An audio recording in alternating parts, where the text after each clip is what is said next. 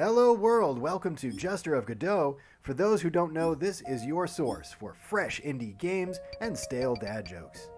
In this episode, we will be taking a look at the highly anticipated demo for the action RPG Fountains. This episode is brought to you by the free and open source game engine Godot, which I am not affiliated with or legally authorized to represent in any way, shape, or form. However, as an active community member, I did want to start this with a shout out to Godot creators Juan Linietsky and Ariel Manzur, as well as the countless contributors and volunteers who have spent years doing heavy lifting to make sure that the art of game development is accessible to everyone, even this Jester. Your work is much appreciated, Team Godot. It's one thing to download the powerful Godot engine, though. It's quite another to know how to drive it. So if you want to know what I've been doing to learn Godot as quickly as possible, I've written a free article that sends you to the best free tutorials and resources that I've found. My plan is to launch my own game within 6 months without ever spending a dime. May the odds ever be in my favor. Okay, so now let's take a dip in Fountains. Fountains is the debut title by solo developer John Pywell. It may not surprise you that it was created using the Godot Engine.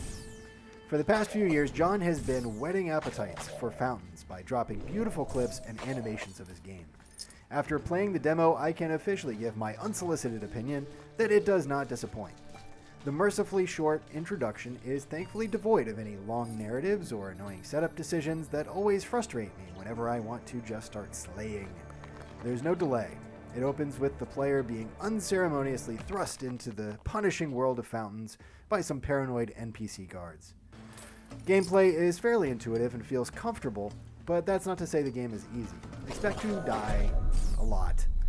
If you're playing without the recommended controller, as I did, then movement is accomplished with the WASD keys. Aiming for an attack is done with the mouse cursor. It takes a bit of practice to learn to coordinate that, but the controls definitely make sense. You can set dodge to either roll you in the direction of your cursor or in the direction you're walking in, so feel free to set it in whichever way makes sense for you. The tutorial is integrated seamlessly into gameplay. You see and understand the stamina and health bars easily. You learn to pick up items in order to get your first sword. You encounter a fountain early as a place to heal and save. Engraved in the wall is a message you can read which tells you how to defeat the first boss, an executioner. Make no mistake, Fountains has well executed game design through and through. It requires patience and skill, as each enemy is more unforgiving than the last, but as challenging as it is, the whole time it also feels fair. All assets are beautifully handmade by the dev, who is a programmer in his day job.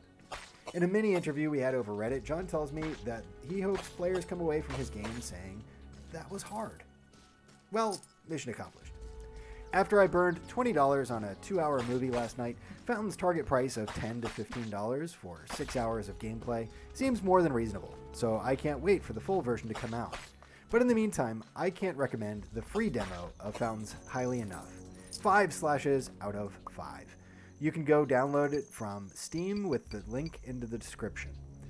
If you want me to have a look at your indie game, especially if it's made with Godot, be sure to leave a message in the comments or DM me on Twitter, where I am at Godot Jester.